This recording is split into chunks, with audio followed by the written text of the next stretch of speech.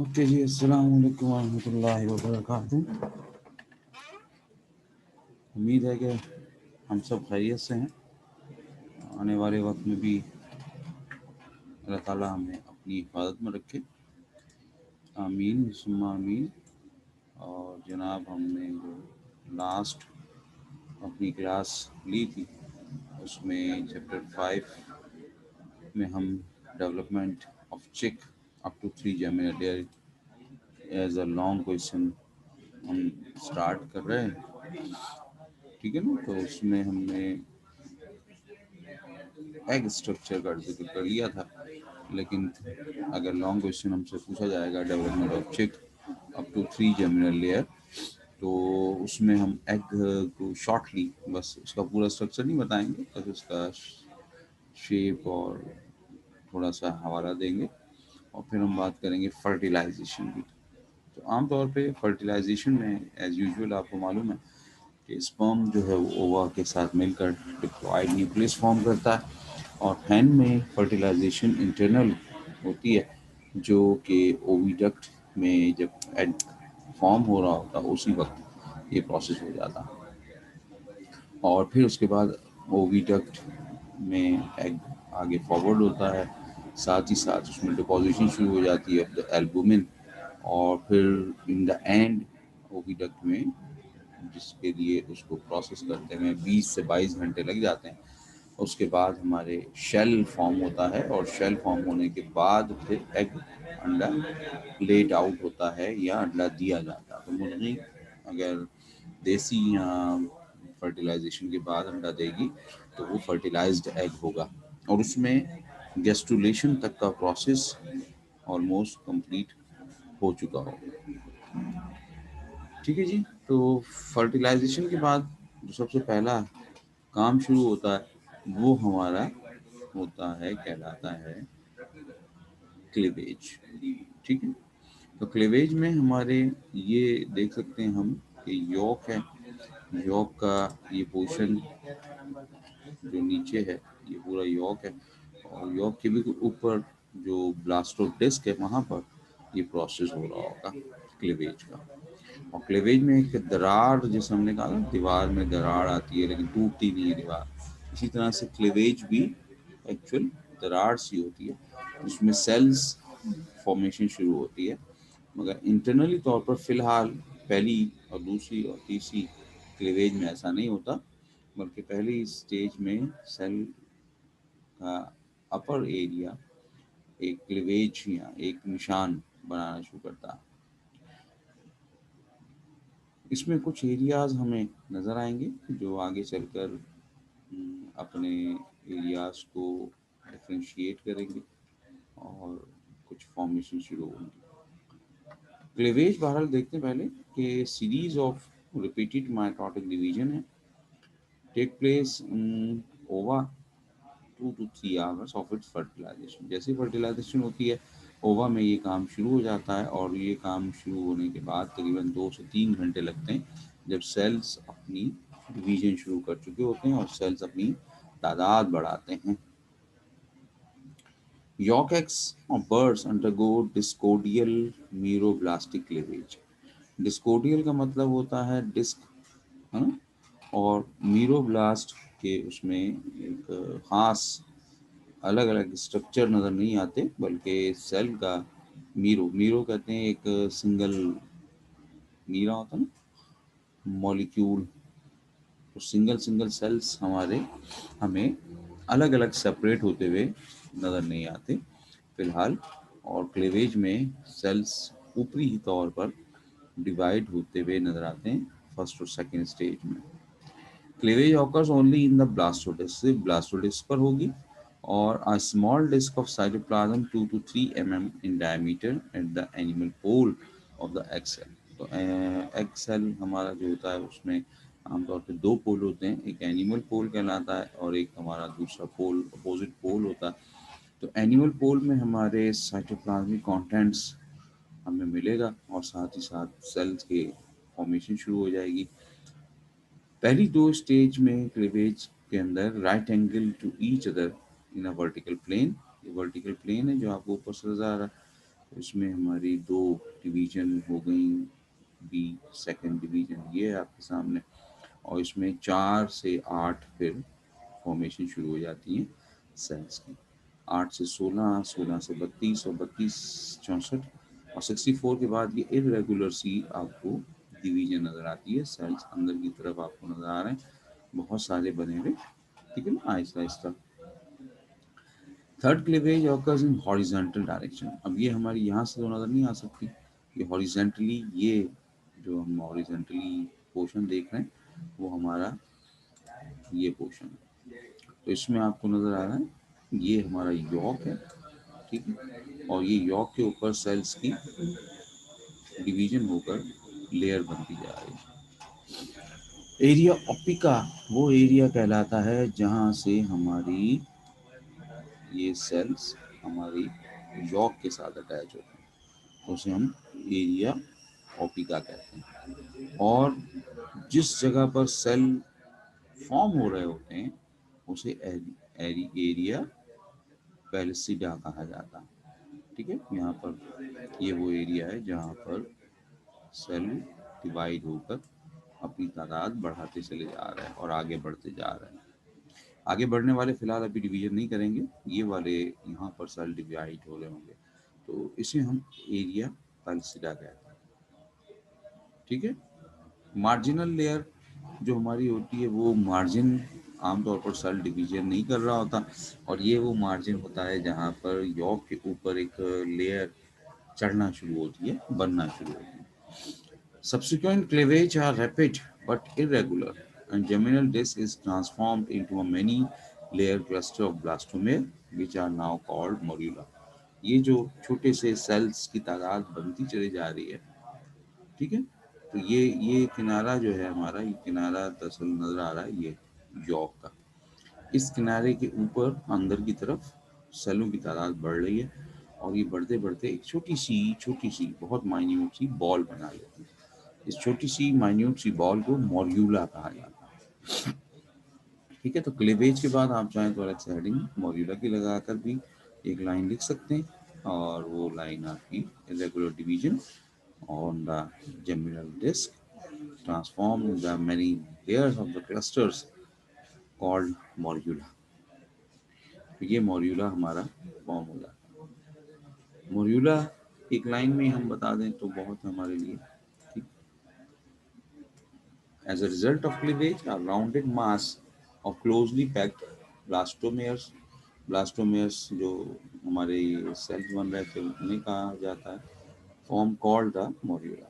तो ये छोटी सी मास को हम मॉर्यूला कहते हैं, ठीक है। शॉर्ट लिव्ड होता है और बड़ी ही जल्दी अगले 1 से 1.5 घंटे या 2 घंटे में ये दूसरी स्टेज में दाखिल हो जाता है, जिसे ब्लास्ट्यूला कहा जाता है। ब्लास्ट्यूला के अंदर सेल्स की जो अरेंजमेंट है वो ज़रा बदल जाती है, और सेल बड़ी तेज़ी से डिवाइड होकर ये जो एक जगह थी अब ये स्प्लिट हो गई, एक ऊपर की लेयर एक नीचे की लेयर यहाँ चले गई, ठीक है। इनके दरमियान पेरीब्लास्ट भी है। ऊपर की लेयर को हम एपीब्लास्टिक लेयर्स कहते हैं, और नीचे की जो लेयर होती है उसे हम हाइपोब्लास्टिक लेयर कहते हैं। ये दोनों लेयर्स वहीं बन रही हैं अभी छोटे से डिस्क के ऊपर। इन दोनों डिस्क के दरमियान एक खाली कैविटी, जेमिनल कैविटी बन जाती है, जिसे आप हम अपने चूंकि ब्लास्टूला में बनी है तो हम उसे ब्लास्टो सील कहते हैं। ये बॉडी कैविटी नहीं है, याद रखिएगा, ये जो मैं कलर कर दिया ये ब्लास्टो सील है, तो ये ब्लास्टूला में बन रही है, ठीक है। तो इसे हम ब्लास्टो सील का नाम दे रहे हैं। ये बॉडी कैविटी नहीं है, बॉडी कैविटी भी आगे जाकर बनेगी। Marginal cells of the blastoderm during this stage forming the zone of junction are called periblast. ये हमारी पेरीब्लास्ट बन गए। They lie unseparated from the yolk, ये यॉक के साथ अटैच होते हैं, यॉक के साथ ये वाला लेयर हमारा हट चुका है, ठीक है। और जो ये एरिया है जो यॉक से ऊपर की तरफ निकल गया है इसे हम एरिया ओपेका कहते हैं, यॉक से सेपरेट हो चुका है ये, तो यहाँ पे बहुत सारी लेयर बन गई, तो ये एक बीच में कैविटी भी बन गई है, तो यॉर्क अब नीचे रह गया यहाँ पर और ये ऊपर की तरफ चला गया। तो इससे जो अटैच है वो एरिया ऑप्टिका कहलाता है। Cellular area of the central region, on the contrary, is called area palisade. Centrally part जो एरिया है वो पैलिसेट कहलाता है। यहाँ पर मजीद डिवीजन होगी सेल्स की और सेल्स आगे बढ़ते चले जाएंगे डिवाइड होकर। It's look like somewhat transparent due to the presence of little yolk in this area. ये आमतौर पर जो ऊपर का हिस्सा है ये ट्रांसपेरेंट नजर आएगा। यहाँ पे यॉर्क से हट चुके हैं ना, तो इसलिए यॉर्क नहीं है, तो यहाँ एरिया जो है वो ट्रांसपेरेंट नजर आएगा और ये वही येलोइश कलर का ही नजर आएगा। Egg laid at this stage, अंडा जो दिया जाता है, जो मुर्गी अंडा दे रही है फर्टिलाइजेशन होने के बाद, वो इस स्टेज में होगा और उसके बाद स्टेज को सीज कर दिया जाता है अगर उसे टेम्परेचर प्रोवाइड ना किया जाए 36 से 38 डिग्री, जो कि आमतौर पे एनिमल यानी बर्ड का बॉडी टेम्परेचर होता है। अब वो आप चाहें तो खुद से भी दे सकते हैं इंक्यूबेशन करके आर्टिफिशियली, या फिर जो भी मुर्गी की जिसकी हम बात कर रहे हैं अगर वो अवेलेबल है तो उसको अंडे पर वो बैठ गई तो वो भी इंक्यूबेशन शुरू कर देती है। The process of keeping the eggs at the temperature necessary for its development is called incubation. ये इंक्यूबेशन आप जो चिक की डेवलपमेंट है उसके लिए 36 से लेकर 38 डिग्री सेंटीग्रेड है और ये हम मदर्स बॉडी से भी प्रोवाइड कर सकते हैं। यहाँ पे आर्टिफिशियली इंक्यूबेटर हमने बनाए हैं, उनमें भी हम रख कर ये काम कर सकते हैं। फिर इसके बाद शुरू हुआ था गेस्टुलिया, गेस्टुलेशन का प्रोसेस जिसमें फॉर्मेशन ऑफ गेस्टुला। गेस्टुला या गेस्टुलेशन के प्रोसेस को हम थोड़ा सा वीडियो में अगर देखें तो पहले वो हमें ज़्यादा इजी रहेगा और फिर उसके बाद हम इसको समझना आसान हो जाएगा। ठीक है, तो मैं आपको वीडियो में पहले दिखाना चाहूँगा ताकि हमारे लिए आसानी रहे।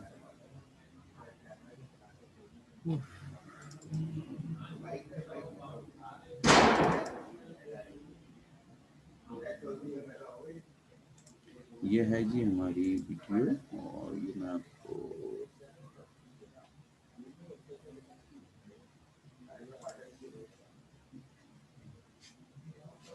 ठीक है शेयरिंग हो रही है। ठीक है जी, तो इसे हम देखते हैं।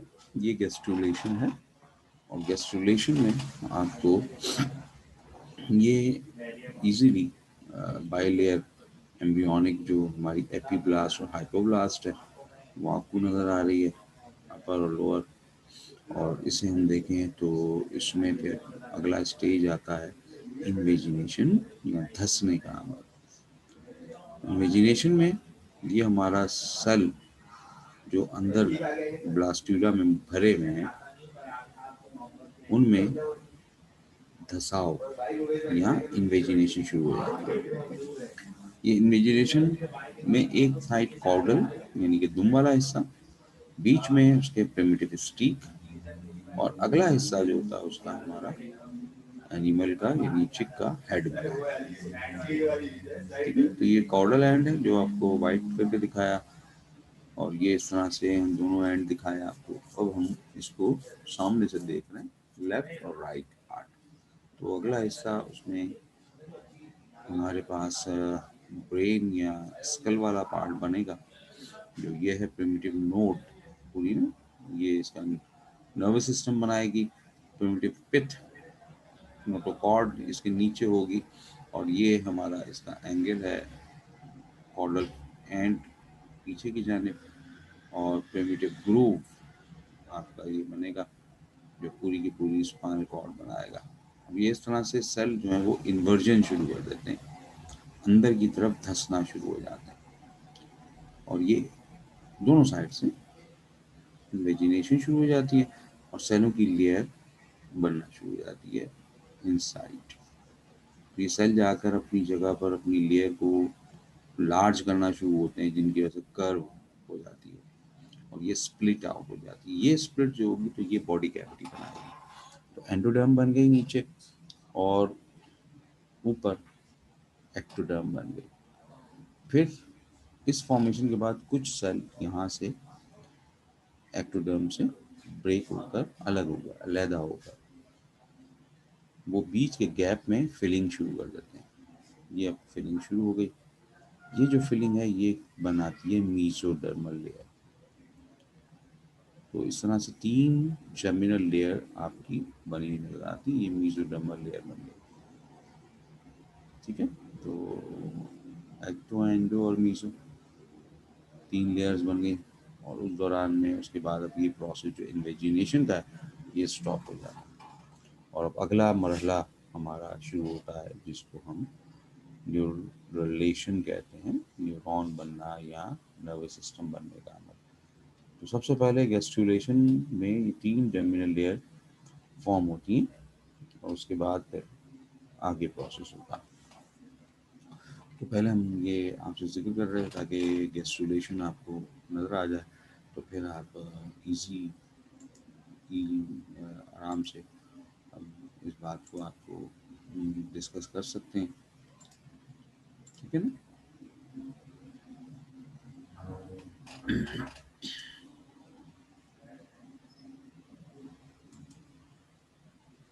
ये हम यहाँ थे जी।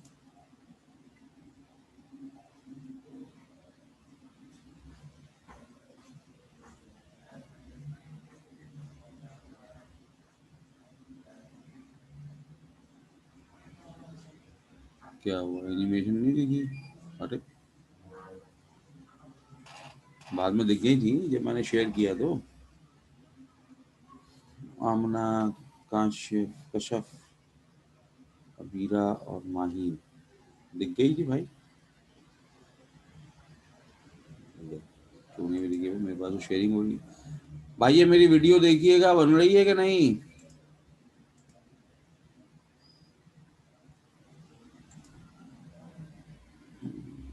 अच्छा मैं दोबारा देखता हूँ। अवैध भाई, कहाँ हो अवैध भाई?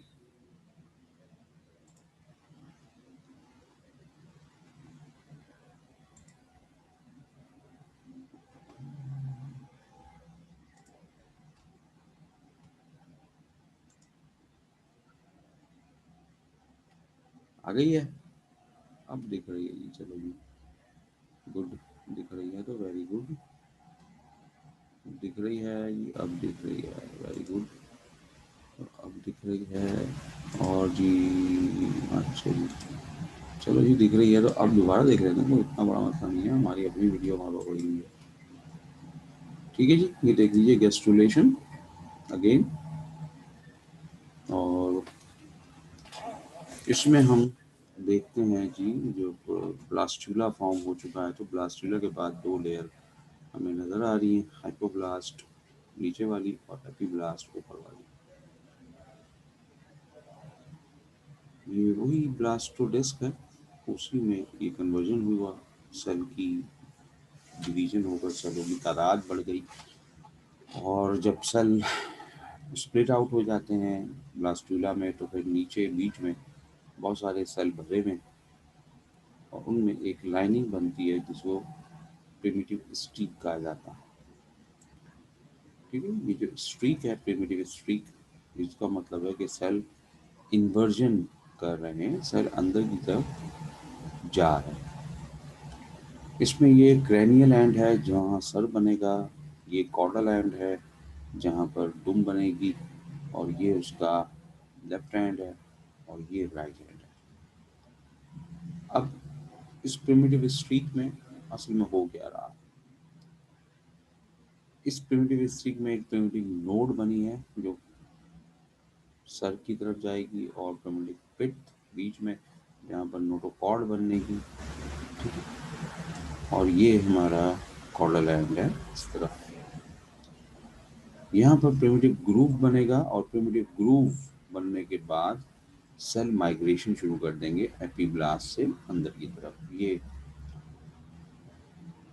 कहलाता है इन्विजिनेशन। इन्वेजिनेट होना, अंदर की तरफ धस जाना, अंदर की तरफ चले जाना। माइग्रेशन शुरू हो गई सेल्स की, और सेल्स माइग्रेट करके अब 2 लेयर बना रहे हैं, एक अंदर की तरफ, नीचे की तरफ यानी कि, और एक अपनी ओरिजिनल लेयर जो उसकी मौजूद थी, और उन दोनों के दरमियान में खाली जगह बन गई। ये बन गया नीचे वाली एंडोडर्म बनेगी, और जो ऊपर जहाँ से माइग्रेशन हो रही थी वो बनेगी एक्टोडर्म। ठीक है। फिर अगले ही कुछ घंटों के बाद जब ये सेल डिवीजन पूरी हो जाती है, तो फिर जो खाली गैप है, उस खाली गैप में सेल एपीब्लास्ट से ही टूट कर अंदर की तरफ गिरना शुरू होते हैं और वो जगह को फिल करना शुरू करते हैं, जो फीचर में जाकर मीजोडर्म बनाएगी। तो इस तरह 3 लेयर्स गेस्टुलेशन में हमारे पास बन जाती है, और फिर हमारा ये प्रिमिटिव स्ट्रीक जो है वो माइग्रेशन बंद कर देता है। तो टोटल फुलफिल हो जाता है, तो फिर माइग्रेशन यहाँ स्टॉप हो जाती है। क्रैनियल है, रिकॉर्डल है बीच का हिस्सा, पिछला हिस्सा, और सर बनाने वाला हिस्सा आगे की तरफ, और गैस्ट्रुला यहाँ पर आकर कंप्लीट हो जाता है। तो इस तरह इस तक, यहाँ तक का जो माइग्रेशन तक का प्रोसेस है, इसे हम गैस्ट्रुलेशन कहते हैं। ठीक है जी।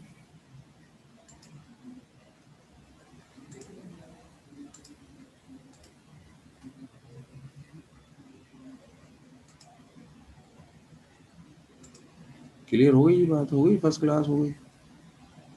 अब देखें, हम अपना गैस्ट्रुला को पढ़ेंगे तो हमारे लिए आसानी हो जाएगी। ठीक है जी। During this process cell division, cell migration, arrangement, location में हमारे एमवी भी शुरू होती है। देखें, हमारे यॉर्क के उसी जगह पर ही सब कुछ हो रहा है, और ये प्रिमिटिव स्ट्रिंग बनी। ये वाली डायग्राम आपकी बुक में है, और ये डायग्राम ही आपको इस लॉन्ग क्वेश्चन में ज़्यादा इम्पोर्टेंट है, बनाना ज़रूरी है। और मेरे ख्याल से पेज 131 मैं बता देता हूँ, कंफर्म कर देता हूँ आपको, ताकि आपको परेशानी ना हो। 132, ठीक है। तो ये ज़रूर बनाइएगा। और एक इंक्यूबेशन की, वो सॉरी, जो उसकी थी क्लेवेज की, वो डायग्राम आप जरूर बनाइएगा लॉन्ग में ना। तो ये आपने देखा पूरा प्रोसेस, इस तरह से हमारे एक्टोडर्म, एंडोडर्म और मेसोडर्म फॉर्म हुआ है। तो डिफरेंशिएट लेयर एक्टोडर्म में, मेसोडर्म में, दीज लेयर कॉल्ड जर्मल लेयर या जर्म लेयर्स, इनको हम जर्म लेयर्स भी कहते हैं। ये हम देख चुके हैं। तो हमें ये देखने के बाद ड्राइंग बनाना भी आपके लिए आसानी होगी। कोई बात पूछ रहा है, देखते हैं क्या पूछ रहे हैं जी। 32 पे 3 डायग्राम है, तो तीनों बनाएं। तीनों बनाएंगे तो बड़ा मसला हो जाएगा, अल्लाह करे एक ही बना लें। ठीक है ना। सेकंड वाली डायग्राम बहुत है, काफ़ी है, और क्लेवेज की। फिर उसके बाद हम जर्म लेयर जो होती हैं वो ऑर्गेनोजेनेसिस करती हैं। तीनों लेयर्स का अपना अपना ऑर्गन बनाने का प्रोसेस है, और उसे हम ऑर्गेनोजेनेसिस का नाम देते हैं, ऑर्गन फॉर्मेशन। ठीक है। Hypoblast is formed a presumptive endoderm और एपिब्लास्ट कॉल्ड एक्टो और मीजो। क्योंकि अभी हमने देखा कि एपिब्लास्ट पहले तो एंडोडर्म फॉर्म कर रही है, सेल वहाँ से माइग्रेट होकर नीचे आ रहे हैं। फिर उसके जब नीचे फॉर्म हो गई है एंडोडर्म, तो फिर सेल टूट कर इस कैविटी को भर रहे हैं। तो हम इसीलिए अपनी एपिब्लास्ट को नाम दे देते हैं एक्टोमीजोडर्म। ठीक है। अब इसमें एंडोडर्म फॉर्मेशन जो हुई है वो आपने अलग सेपरेटली हेडिंग लगाकर बता दी कि सम सेल्स ऑफ फाइब्रोब्लास्ट एरिया पैलिसिडा, जहाँ पर पैलिसिडा एरिया था, वो माइग्रेट करता है और downward spread over the York, York के ऊपर आना शुरू होता है एंडोडर्म बनाने के लिए। This newly formed layer is called endoderm which form a sac which encloses yolk. अब ये आगे जाकर जो इसके सेल्स हैं वो पूरा का पूरा अब यॉर्क के ऊपर एक कवरिंग बना लेंगे। ठीक है ना। तो इसको कवर कर लेंगे पूरे यॉर्क को, और ये यॉर्क को कवर करने का मकसद ये होता है कि एमनियन बना लें। अगर हमें याद हो, फर्स्ट ईयर में हमने लफ्ज पढ़ा होगा एन एमनियोटा और एमनियोटा एनिमल्स। एमनियोट्स हम कहते हैं ऐसे एनिमल्स को जिनमें एम्ब्रियो, मैं बना देता हूँ, ये सपोज करते हैं कि ये एम्ब्रियो है हमारा, ठीक है। तो इस एम्ब्रियो के ऊपर अगर एक लेयर बन जाती है तो उस लेयर को एमनियॉन कहा जाता है, एमनियॉन, ठीक है। तो ऐसे एनिमल जिनकी एम्ब्रियो कवर हो जाता है इस लेयर से, इन एमनियॉन से, उन्हें एमनियोटा कहा जाता है। जबकि जिन पर ये नहीं होती उन्हें एनेमनियोट कहते हैं। और फिशेस में एंड एम्फीबियंस आर कॉल्ड एनेमनियोट्स, क्योंकि उनमें एमनियोनिक लेयर नहीं बनती। जबकि रेप्टाइल्स, बर्ड्स और मैमल में ये एमनियोनिक लेयर बनती है। तो इसे तीनों को हम ग्रुप को कहते हैं एमनियोटा, ठीक है जी। तो ये बात हमारी यहाँ पर होगी। आगे चलते हैं थोड़ा सा। आगे हमारे पास है museum formation, result medially movement of epiblast. तो वो मेसोडर्मल लेयर टूट टूट कर बनते हैं continuously, invert migration of these cells in the middle line result in the appearance of dark thickened band like area called cephalic end। तो अब एक एंड बनता है जिसको हम cephalic, cephala सर, सर वाला हिस्सा वो बनना शुरू हो जाता है। लेकिन सर नहीं बना अभी, क्योंकि अभी तो बिल्कुल इब्तदाई हालत है। और इसमें फिर एक अगला मरहला शुरू होता है जिसे हम कहते हैं, आगे चलकर बात करेंगे। ये पहले प्रिमिटिव स्ट्रिक बनी, ये सब अंदर बनने के बाद ब्लास्टोसील को फुलफिल कर लेते हैं।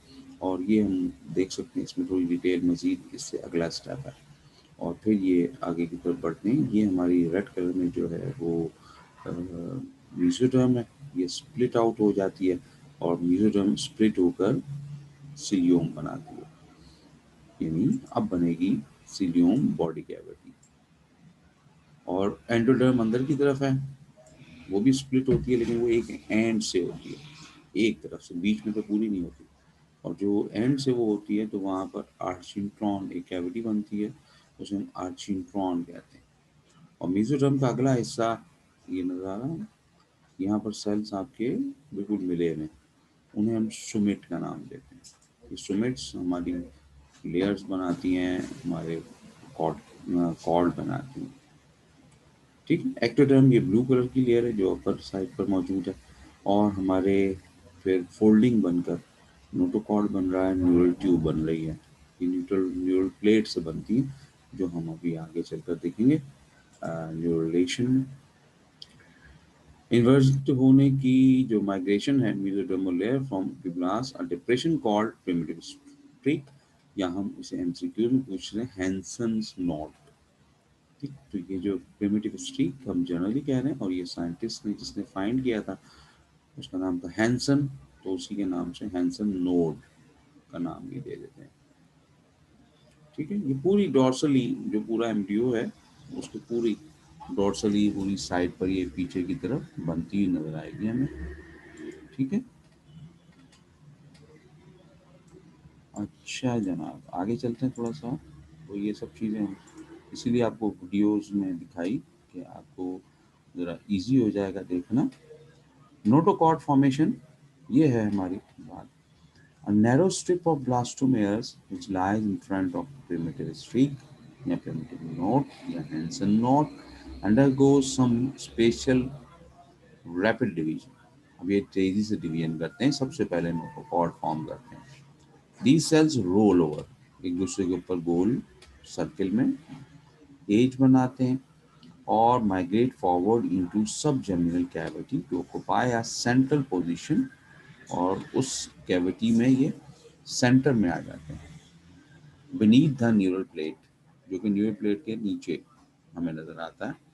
और between strips of somatic mesoderm, somatic mesoderm जिसने न्यूरल प्लेट नहीं बनाई वो सोमैटिक मेसोडर्म्स होते हैं।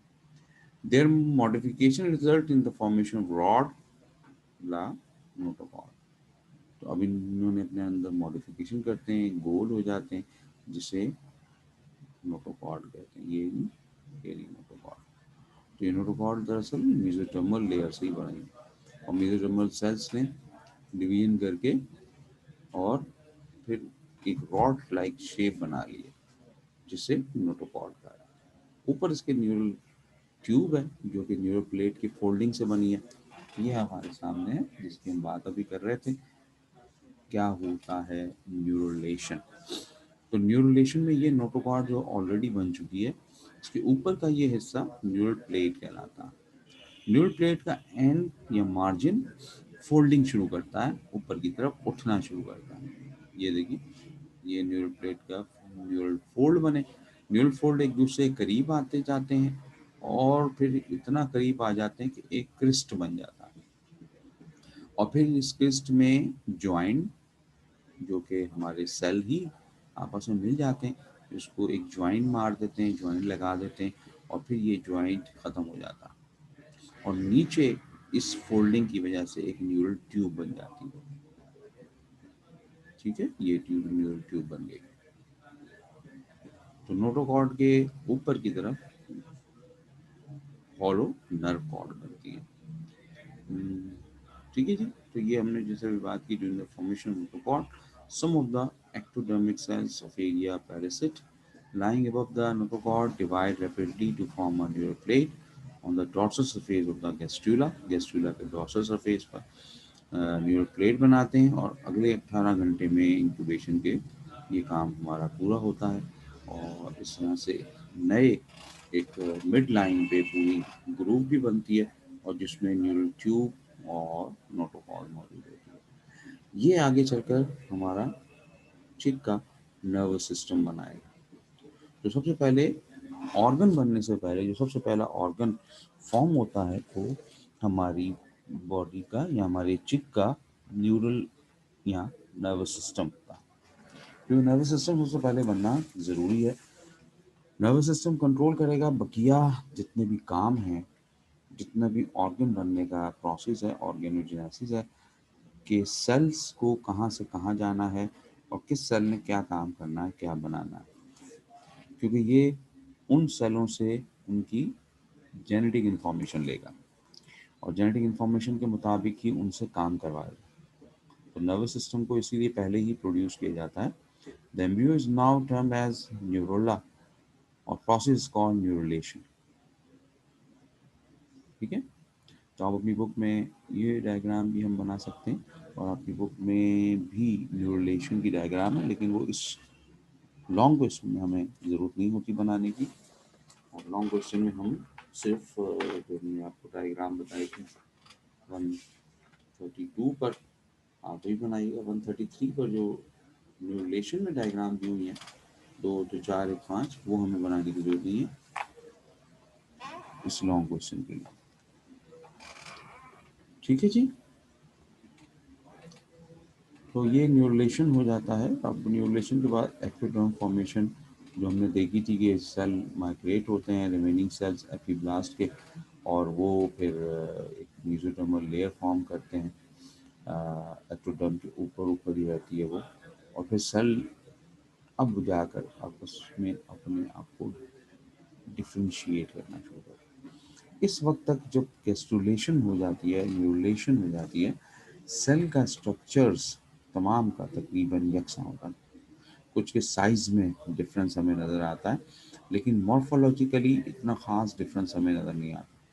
जब ये न्यूरल प्लेट कन्वर्ट हो जाती है इनटू नोटोकॉर्ड और न्यूरल ट्यूब में, तो उसके बाद अब सेल अपनी अपनी स्पेसिफिक शक्ल में आना शुरू होते हैं। The process of selection of activation of some genes by a cell is called cell differentiation। तो ये कौन कंट्रोल करेगा? ये हमारा नर्वस सिस्टम कंट्रोल करेगा। इसीलिए नर्वस सिस्टम फॉर्म हुआ और उसने फिर अब जाकर सेल की डिवीजन में दूसरा रोल कि सेल अलग या डिफरेंशिएट कैसे किए जाएं कि किस सेल ने क्या काम करना है। ब्रेन किसने बनाना है, किडनी किसने बनाना है, लीवर किसने बनाना है, डाइजेस्टिव सिस्टम किसने बनाना है, वो यहाँ से जेनेटिक इन्फॉर्मेशन ली जाती है और फिर उनको डिफ्रेंशिएट किया जाता है। The normal process by which a less specialized cell develop to process a more distinct form and function. या तो हम सेल डिफरेंशिएशन को इस तरह भी कह सकते हैं कि जो अभी स्पेशलाइज सेल नहीं थे वो अब स्पेशलाइज हो रहे हैं और फिर अपनी असल हालत और काम में अब वो स्टार्ट कर देंगे। A number of experiments indicated that cells, even after being differentiated, do not lose any of their genetic information. ये आगे हमारे अभी इसके बाद हम एक्सपेरिमेंट देखेंगे जो प्रूव करते हैं कि जनाब हमारे एक बार अगर सेल डिवाइड हो गया तो सेल डिवाइड होने के बाद एम्ब्रियन जब फॉर्मेशन कर रहे हैं तो फिर वो अपनी जेनेटिक इंफॉर्मेशन को लूज नहीं करते क्योंकि उनको जो काम मिल गया है वो फिर उसी काम में लग जाते हैं। जो भी उसने ऑर्गन बनाना है वो उसी ऑर्गन को प्रोड्यूस करेंगे। तो ये बहुत ज़रूरी है वरना ऐसा ना हो कि सेल बनाने कुछ जाए और बन कुछ जाए, है ना। तो इसलिए जेनेटिक इंफॉर्मेशन लूज नहीं की जाती और इसी को देखने के लिए डिफरेंट एक्सपेरिमेंट्स किए गए। पहला एक्सपेरिमेंट है हमारे पास जॉन गोडॉन का एक्सपेरिमेंट, कभी आया नहीं 5 ईयर में अगर हम देखें 5 ईयर को, लेकिन हम थोड़ा सा पढ़ लेते हैं जल्दी से। कोई इतना खास परेशानी वाला एक्सपेरिमेंट नहीं है, सिंपल सा एक्सपेरिमेंट है। पेज में 134 पर आपको नजर आएगा। बहुत आसान सा एक्सपेरिमेंट उन्होंने किया। John remove the nucleus from the unfertilised egg of frog. एक अनफर्टिलाइज्ड एग लिया, ठीक है, उस एग में से न्यूक्लियस बाहर निकाल दिया। एग कौन सा एग, मतलब वो फ्रॉग का एग में फीमेल का जो एग होता है ना जिससे एग फॉर्म होगा, अंडा बनेगा, तो ओवा जिसे कहते हैं। तो उसमें से हमने, जॉन गोडॉन ने क्या किया, अनफर्टाइज एग में से उसका न्यूक्लियस निकाल दिया। अब सिर्फ और सिर्फ क्या बचा, साइटोप्लाज्म बचा। दूसरा एक और एग लिया, सॉरी एक और सेम स्पीशी का टेडपोल लार्वा लिया। यानी टेडपोल कौन होगा, टेडपोल लार्वा वो है जो कि अपनी एम्ब्रियोनिक स्टेजेस को कंप्लीट करके आ चुका है लेकिन अभी डेवलपमेंट जारी है, अभी भी ये डेवलप कर रहा है अपने आप को। तो लिहाजा उसको भी लेकर उसकी जो भी डेवलपमेंट सेल की हो रही किसी भी, वो सेल लेकर उसका एक न्यूक्लियस बाहर निकाल दिया। उस न्यूक्लियस को implant this nucleus into E nucleated egg. E nucleated egg यानी कि जो हमारा फर्स्ट वाला एग था ये उठाकर न्यूक्लियस इस वाले एग में डाल दिया। फिर इसमें तो न्यूक्लियस निकाल दिया ना, बाहर निकाल दिया, रिमूव कर दिया था इसका तो। और अब हमने जो लार्वा के सेल से न्यूक्लियस लिया है उसको उठाकर हमने इस न्यूक्लियस में लगा दिया। हमने जो मुराद है कि हमारे जॉन गोडॉन साहब ने। Transplanted zygote develop into complete frog, indicating that the nucleus of the differentiated cell usually does not lose any genetic information and remain totipotent। Totipotent MCQs में आपसे पूछ सकते हैं, टोटीपोटेंट का मतलब होता है कि जनाब ऐसा सेल जिसके पास टोटल पोटेंशियल हो। टोटल पोटेंशियल से मुराद है a totipotent cell has the capacity to form an entire organism। ये यूं भी कह सकते हैं इंटायर जेनेटिक इंफॉर्मेशन। ऐसा सेल जिसके पास टोटल इंफॉर्मेशन हो जेनेटिक्स की और वो बनाना जानता हो कि नया सेल कैसे फॉर्म होगा, ठीक है। तो उसे हम टोटी पोटेंट कहते हैं। टोटी total, potent potential, total potential वाला। तो ये एक सिंपल सा एक्सपेरिमेंट हमारे जॉन गुडॉन साहब ने किया था, ठीक है। अगला जो हमारा टॉपिक है एम्ब्रियोनिक इंडक्शन का, ये आपको 5 ईयर में ज़रूर मिलेगा। एक दो बार आपसे पूछा गया होगा कि भाई एम्ब्रियोनिक इंडक्शन किसे कहते हैं जी। तो phenomena in which one embryonic tissue influence upon other by transmitting some chemical. किसी केमिकल के अंदर इन्फ्लुएंस होने पर एक एम्ब्रियोनिक टिश्यू दूसरे एम्ब्रियोनिक टिश्यू को इन्फ्लुएंस करे। इन्फ्लुएंस का मतलब है कि उसको कारामद कर दे, उसको कंट्रोल कर ले। तो ये काम हैंस स्पेमन, एक जर्मन एम्ब्रियोलॉजिस्ट थे, और इन्हें नोबेल प्राइज भी मिला था इस काम पर 1935 में। तो कितना पुराना एक्सपेरिमेंट है, 85 साल पुराना, और उसको आपको पढ़ना होता है क्योंकि इसके बाद बहुत सारे एक्सपेरिमेंट हो चुके हैं। और अब तो इम्ब्रियोनिक इंडक्शन से आगे हम क्लोनिंग के भी आगे निकल चुके हैं। एक्सपेरिमेंट में इन्होंने क्या किया, ये भी बहुत सिंपल सा एक्सपेरिमेंट था। ये ऑब्टेन टू एम्ब्रियोज, इन्होंने दो एम्ब्रियो लिए, फ्रॉग के या सैलमेंडर के भी, ठीक है। नहीं नहीं, आमतौर पे स्टार्ट में जो है ना हमारे एम्फीबियन से बहुत काम होगा, वो उसके ये कि डेवलपमेंट स्टेज जल्दी हो जाती है शुरू, और तेज़ी से डेवलप हो जाता, तो हमें रिजल्ट जल्दी मिल जाता। Both in the early gastrula stage में जो एम्ब्रियो थे उनको लिया हमने। With one embryo he removed a piece of mesoderm from in front of the dorsal lip of blastopore. तो डॉर्सल लिप ऑफ ब्लास्टोपोर से उन्होंने एक छोटा सा पीस सेलों का कट करके रिमूव कर दिया। दूसरे जो एम्ब्रियो लिया, second embryo had the same size piece, उसी के बराबर का उतना ही बड़ा पीस उसका भी ले कट करना है, लेकिन वो एरिया बदल दिया 180 angle from the dorsal lip. ये देख सकते हैं आप, यानी कि ये हमारा है डोनर एम्ब्रियो, फर्स्ट एम्ब्रियो। तो क्या किया इसका, ये है हमारा ब्लास्टोपोर।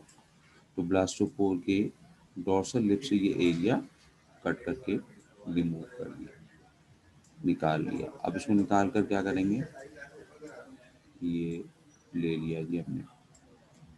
अब दूसरा होस्ट एम्ब्रियो लिया, उस होस्ट एम्ब्रियो का भी एक पीस निकाला, लेकिन कहाँ से, ये इसका ब्लास्टो पोर है, इसके 180 पर, ठीक है। यहाँ से इसको रिमूव किया, इस पीस को भी रिमूव कर दिया। अब ये वाला जो पीस है ये उठाकर इसके यहाँ लगा दिया, इसको फेंक दिया, ये काम का नहीं है हमारे। क्लियर हो गई बात जी, ये काम हमारे यहाँ किया गया। और देखते क्या होता है जी। Spemann insert the piece of mesoderm from the first embryo into the second embryo, जो मैंने भी आपको दिखाया।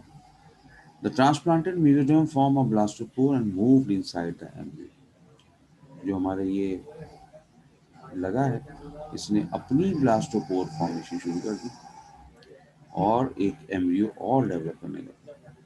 लेटर बाद में न्यूरल रिज भी बना, form not only near the normal blastopore but also near a secondary blastopore. तो दूसरी ब्लास्टोपोर यहाँ नहीं बना, इस जगह पे नहीं बना, अपनी जगह पर वहीं पर इसने न्यूरल ब्लास्टोपोर भी बनाया, न्यूरल प्लेट भी बनाई, और ये देख सकते हैं कि एक दूसरा हेड भी फॉर्म होने लग गया। तो ये सेकेंडरी एम्ब्रियो बना, गो के वो डेवलप नहीं था पूरी तरह क्योंकि कमी थी उसमें, लेकिन ये नज़र आ गया कि एक्सपेरिमेंट कामयाब हुआ जी हमारा, और ये नॉर्मल ग्रो किया पोस्ट एम्ब्रियो। ये नॉर्मल था, लेकिन इसके साथ एक छोटा सा पीस हेड का वो हमें नजर आया। Eventually the embryo develop two heads, दो हेड नजर आए हमें एम्ब्रियो में। कंक्लूजन, स्पेमन ने निकाला कि the mesoderm of the dorsal lip region is important, if it is removed the neural tube does not develop. तो अगर हम उसे रिमूव कर दें, हटा दें, तो पूरा एनिमल तो बने, लेकिन वो विदाउट न्यूरल प्लेट होगा। न्यूरल प्लेट का मतलब उसको नर्वस सिस्टम ही नहीं मिल रहा होगा, या वो डेवलप ही नहीं होगा। If it is put in different place, और हम उसको उठाकर एम्ब्रियो के किसी और जगह लगा दें उठा, तो वो अपना काम कर रहा होगा और स्पाइनल कॉर्ड बना रहा होगा, जो कि काम नहीं करेगी, लेकिन बहरहाल वो बना देगा। जो कुछ उसका जेनेटिक इन्फॉर्मेशन उसके पास है, वो अपनी जेनेटिक इन्फॉर्मेशन के मुताबिक अपना काम कर लेगा, और न्यूरल प्लेट और पूरा फॉर्मेशन ग्रो करेगा, ठीक है। तो ये एक एक्सपेरिमेंट एम्ब्रियोनिक इंडक्शन के बारे में आपसे जिक्र आता है, पूछा जाता है, तो इसको आप ज़रूर देख लीजिएगा। अगला जो एक्सपेरिमेंट है हमारे पास, वो एक्सपेरिमेंट भी यूजुअली कभी एमसीक्यूज में तो आपसे जिक्र कर लिया जाता है, और इसमें भी हमने देखा है जनाब के रोल ऑफ न्यूक्लियस क्या है। इस एक्सपेरिमेंट में रोल ऑफ न्यूक्लियस देखा हेमलिंग्स ने, और ग्रीन एल्जी एक्टा बुलारिया, एक ग्रीन एल्जी है, उसे लिया। इसमें हमने जेनेटिक इंफॉर्मेशन को देखना है कि जेनेटिक इंफॉर्मेशन साइटोप्लाज्म के पास होती है या न्यूक्लियस के पास होती है। इसमें हमारी दो टाइप हमें नज़र आती है, ठीक है। जीनस एक ही है, स्पीशी अलग अलग। एक्टा बिलारिया मेडिटेरियाना एक स्पीशी ये has a smooth disc cap. ये इसकी स्मूथ डिस्क कैप है, ये कैप है जो स्मूथ है ना साइडों से। While the other species are crenulata, ये crenulata, cran यानी कि दाने, composed of three segment, flower like cap है इसका, ये नजर आ रहा है। और हम अगर एक्टा बलारिया जीनस को देखें तो उनमें तीन हिस्से हमें नजर आते हैं। एक कहना था उसका बेस, ठीक है, ये है बेस, इसका भी कहना है, इसका भी कहना है, जिसमें न्यूक्लियस होता है। ये हिस्सा इसका स्टॉक, इसका, और ये स्टॉक इसका, और ये इनके कैप्स हैं। एक का स्मूथ कैप है, ग्रेन्युलेटा का फ्लावर लाइक कैप है। तो दोनों में स्ट्रक्चर सेम है। एक्सपेरिमेंट में क्या किया इन्होंने, हेमली ने क्राफ्ट किया, जनाब ये देख सकते हैं आप, कि बेस ले ली किसकी, मेडिटेरियाना की, और जो इसका स्टॉक था वो ले लिया ग्रेन्युलेटा का। ये ब्लू कलर का लगा दिया और ये बेस मेडिटेरियाना। उसको ग्रो किया तो पता चला कि जो ग्रो करने के बाद मेडिटेरियाना का कैप बन गया।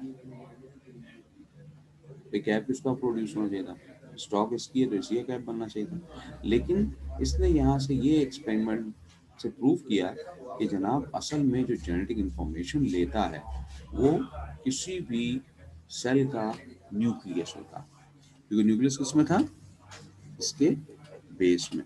तो यहाँ पर न्यूक्लियस था, तो न्यूक्लियस ने ये नहीं देखा कि ये स्टॉक किसका है, उसने इंफॉर्मेशन क्या दी है, उसने इंफॉर्मेशन की है कि ग्रो किया जाए कैप ऑफ स्मूथ मेडिटेरियाना का, तो इसलिए मेडिटेरियाना बना।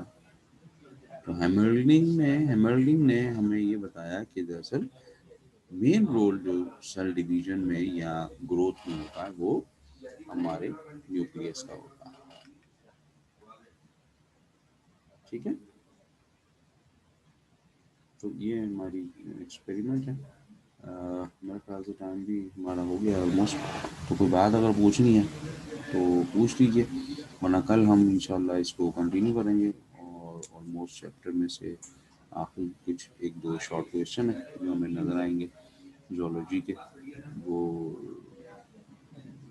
और करने के बाद हमारा चैप्टर कल ख़त्म कर लेंगे। नेक्स्ट फिर हम देखते हैं कि जी चैप्टर नंबर कौन सा शुरू करेंगे सैटरडे को, ठीक है। न्यू चैप्टर में भी शुरू करना होगा।